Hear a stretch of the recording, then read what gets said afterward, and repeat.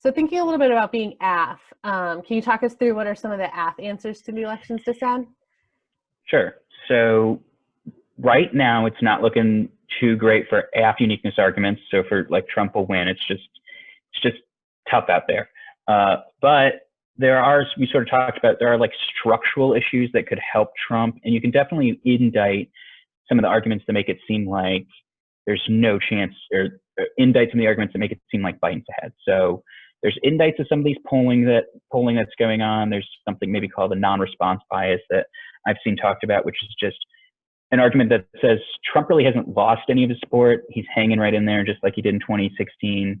The only problem is people aren't as eager to say that they're going to vote for Trump when the pollers call, because they just kind of feel down on him right now. It's not going to change how they're going to vote. It's just they're not responding to the polls as well. And then we kind of talked about like the structural advantages Trump has independent of how the polling looks. Like, let's not forget, Clinton won the popular vote. She lost the election in October of 2016. She was up by 8 points. She lost the election. So definitely some uniqueness arguments that the negative can make as to why maybe things aren't looking so good for Biden right now, or is not, at least not looking as good as they seem to be looking. In sort of in line with those arguments is an affirmative argument that sort of either kind of it's too soon to make a call on how things are going to go, or even just that like we could never make predictions on how elections go or what things can affect the election. So imagine like 3 months ago, there was no coronavirus, or I mean, it wasn't as big as a news story. There was no protest. There was none of this was happening. And this all just came in 3 months. Well, who's to say what the next 3 months will bring? I mean, maybe Biden does something that's going to change the scales of this election one way or the other. Maybe there's a huge economic rebound and Trump gets a huge advantage from that. There's just so many different things can happen in 3 months that to say, if you do the plan, it will lock in a Trump presidency it's a bold claim. It's a bold claim this far out, and one that, if I were affirmative, I would ask the judge to be highly skeptical of, given how bad we've been at predicting, at least the last couple election seasons, how trends or how events will impact elections. There's sort of a combo of a too soon and predictions sort of are faulty argument. Yeah. So, go ahead. Go ahead. But No. Go ahead. I feel like one way that people often get at that is to call it basically the black swan thumper, right? Which is just like, we don't know what we don't know, but we know that we don't know things. And so we should plan under the assumption that we just don't have enough information to accurately know what's going to happen between now and November. And exactly. And the other thing I was going to ask you to talk about, because we're kind of old and it used to come up all the time and it might come back, is October surprise, which is kind of in this same genre. Yeah, so Trump is the president. He can do a lot of things that affect a news cycle. And there has been some theories that presidents, when they're losing or they want to change a news cycle, particularly close to the election, they can do that. They can either do that by inflaming some foreign policy issues, or they can control a news cycle, drop a huge bombshell on an event, or not a literal bomb, but like, sometimes maybe a literal bomb, but, like a big story, and control the news cycle that way. Oftentimes campaigns wait until October to drop some of their biggest hits because they know that voters have short attention spans. And if the Biden campaign has a juicy story about Trump's tax returns, they don't want to drop that in July. They want to drop it in October. We might have had a President Clinton if there was no James Comey second letter to the Congress about reopening the investigation. You could consider that an October surprise. That happened late. It was a non-story. There was nothing to it, but it was fresh in the voters' minds when it got dropped. So maybe more of a November surprise, but still, it arguably changed the course of that election. So there are things that happen late in the cycle that affect the election and make people forget about everything that happened before it. And that's sort of what people refer to as an October surprise. Yeah. What are there? So we talked a lot about too soon, thumper, stuff like that. Are there a few other AF arguments that they can make against the elections dissent? Yeah, so I think we kind of talked about how, other issues, we sort of brought that up, and that sort of ties into the too soon and things will change. The economy might rebound. This election might just be a referendum on how Trump handles maybe a COVID second wave or something like that. And that's kind of baked into the too soon. I think another big part of the elections dissent is who's going to get the credit for the plan, and whoever gets the credit for the plan, can they sustain that credit? So the thesis of the negatives argument is that Trump gets the credit for the plan, and that helps him, soothes his image to voting blocs that he's not the bad guy that they think he is.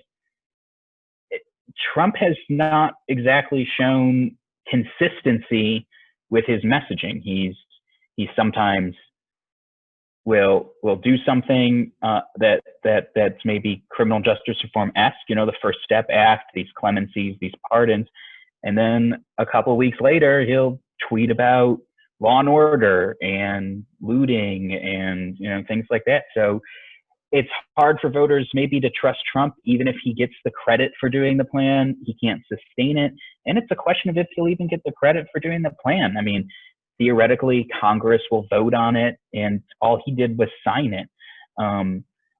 So if maybe he can't get the credit for that, and even if he can't get the credit for that, it's a huge question on if he can sustain it, and it's a question on if voters just kind of already know who he is. If he's kind of told people this is what he stands for, and reforming around the margins isn't really going to change voters' perceptions of him. Like I sort of mentioned before, 80% thinks he's racist. How much is the plan going to change that? I think is a good question. It kind of puts the AF on a little bit of a tight rock here, because they want to say their AF is a big deal. It sort of restructures the criminal justice system. Then they also are kind of saying, look, it's not that big. It's a small marginal change, and it won't really affect voters' opinions of Trump. So AFs want to think about how they're going to sell both of those stories maybe at the same time, but there's definitely ways to sell both of those stories. The plan can be a big deal, but also not be perceived as a big deal by voters. Yeah, it seems further complicated too by the credit blame question, by some of what we were saying about Biden, which is like, if it's a policy like defund the police or something like that, and Trump does it, and you don't really think Trump did it, and you don't really think Biden is the ult that you're really looking for there, it's like, does that affect that voter's vote, given what you know about both of these people going into the election? So yeah, there's a lot to go through for credit blame, for sure. I'd also just say, like, one last argument I found kind of interesting while I was researching is this argument that there's not really swing voters. The elections aren't decided by the middle, people who haven't made up their minds. It's decided by turning out your base. And that's why Secretary Clinton lost in 2016, and why President Trump won. More of President Trump's voters voted for him than Secretary Clinton voters voted for her. And I think this is in the section of the AF arguments that I think it's just labeled no swing voters or not enough swing voters, something like that. But just that a criminal justice reform legislation isn't going to change people's minds, as we kind of talked about, but just like, people already know who they're going to vote for. And the only thing you can affect is if they end up voting, not a switching of a vote. And the thesis of the AF thesis of the neg argument has to be, they switched their vote. They were maybe going to vote for Biden, that's why he's up 10, but now they think, well, maybe Donald Trump's not so bad, I can give him the vote. And I think the AF can argue that's flawed. That's not an accurate representation of how elections work. Yeah, and we don't have to deep dive necessarily into it, but I could see pairing that argument with the link turn argument, right? Because one thing we haven't really talked about is, if Trump goes really far to the left and does take credit for all of this stuff and convinces a bunch of swing voters, does he lose a bunch of his support from the right and from his base because he looks unpredictable? He doesn't look like the law and order president. They're not who he elected, and all of that stuff. And so if the AF can couple the argument with there's no swing voters, it's all a question of turnout, with the plan hurts Trump with the people that are already turning out and causes them not to vote for him or show up to the election, I could see that being kind of a powerful combination of F arguments. Yeah. Tucker Carlson, who one I think could fairly consider as a core part of Donald Trump's base. He's an opinion show host on Fox News. He has a wide audience, but he famously gave like a 40-minute rant on his show a couple weeks ago, maybe a week ago. I don't know. Time's kind of meshing for me, but a little while ago, that was just, it just went at Jared Kushner, Nikki Haley, some of these Republicans that have pushed Trump to do more criminal justice reform. And he said, you know, this is not the way to do it. This is not the Republican way, you know, and like 40 minutes, he just went off on these. He called them, you know, rhinos, Republicans in name only. So there's definitely an argument that the Donald Trump base is not interested in seeing him take the moderate approach that they want him to go for the law and order arguments. Yeah. Well, so you talked a little bit about this. You said uniqueness, not a very strong AF argument. If you were kind of coaching an AF team or a student at the SDI, what do you think kind of would it be a good set of arguments for the 2NR, the strongest set? For the 2NR? Sorry, 2AR. Okay. Well, as far as the uniqueness goes, I think there's like a uniqueness trick you can pull off by the 2AR, which is to make some of your Donald Trump maybe is stronger than people think he is arguments and watch the negative sort of bury those. And then, you know, with absolutely not, Biden is way ahead, he's winning. And then see if you can parlay your criminal justice reform not a key issue, or other things will come up, and some of those arguments as a way to say, like, look, Biden is ahead, we'll admit that, but he's so far ahead that something as small as the plan isn't really going to be able to switch 10% of voters one way or the other. And if it is, if something like the plan is capable of switching voters, then there's going to be a bunch of other things that are going to happen between now and November that could potentially switch voters, you know, and so to keep in mind, like, the stronger Biden's lead is, the harder it is to erode, and the easier it is to erode, the more other issues can erode it, and the plan's not key to erode it. And so I think a strong 2AR could use all of those arguments as a way to spin a narrative of either he's too strong and the plan's not big enough to stop Biden from winning, or Biden's lead truly is vulnerable, in which case any of these other issues that can happen between now and November could affect the election. And then I think, you know, pairing those arguments, and maybe not link turn-ish because you're not really winning the uniqueness arguments, but at least a no-link argument that's like, for every voter that Donald Trump could potentially gain from doing the plan, he loses from doing the plan. So it just all ends up being a wash anyway. Combine that with some impact arguments, impact defense arguments, and I think you have a viable 2AR strategy to beat the dissent. Yeah, I think all of that sounds really good. And then I've just been thinking a lot too about just how important that impact defense part of it is, because I think that the Trump bad part of the dissent is the best evidence in terms of reading well to a judge and sounding like something you want to avoid. And so I feel like a lot of 2ARs need to kind of grapple with that and take out the like risk part of the dissent kind of by a lot, but then also unwrite the 2NR ballot that's just like, look, our impact is huge and we read a bunch of them and it's a real problem and you should vote neg, even if the like uniqueness link part of it is questionable. Yeah. Donald Trump has been president for 4 years.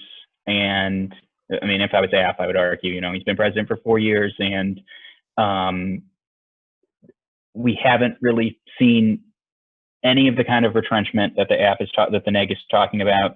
His impulses have been checked at every turn, and maybe he's just all talk. You know, he's the dog that didn't bite on some of these issues because he knows it can like win him voters, but he also knows it's not a good idea, so he'll never actually implement any of these ideas.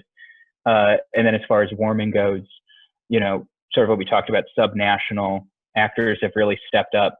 And then I think it's always important to ask yourself, you know, at least in terms of the warming and maybe in terms of the Iran and start stuff, like, is Biden going to fix the problems that Trump has created? I mean, I could definitely, even for all four scenarios, you know, if all of our allies now realize how every 4 years their status as an ally is up in the air, maybe it doesn't matter who president is. They just start taking some of their security into their own hands. Maybe Biden's warming solution isn't good enough to slow the trend. Maybe Iran says no to a new deal because they know the next president can rip it up.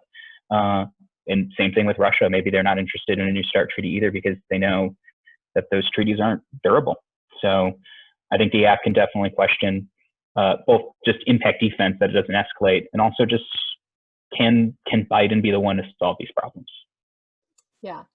Okay, well, let's just end on a lighter note. Call it today. Who's Joe Biden's vice presidential nominee? If I was betting, I think I would bet on Senator Harris. I think that she checks a lot of boxes for him. And I think he might be in a position where he thinks he's doing well. He thinks he's going to be the president. So he wants to put somebody in a vice presidential spot, maybe that doesn't help him win a state, but somebody he wants to be the nominee in 2024. And I think he looks at Harris as that person. Okay. Well, we'll see if you're right. Who do you think? This is a total cop-out. My answer is no one that we have yet considered. So as far as there's a lot of people writing about it, but I don't hear it, as much from, Facebook and Twitter and that.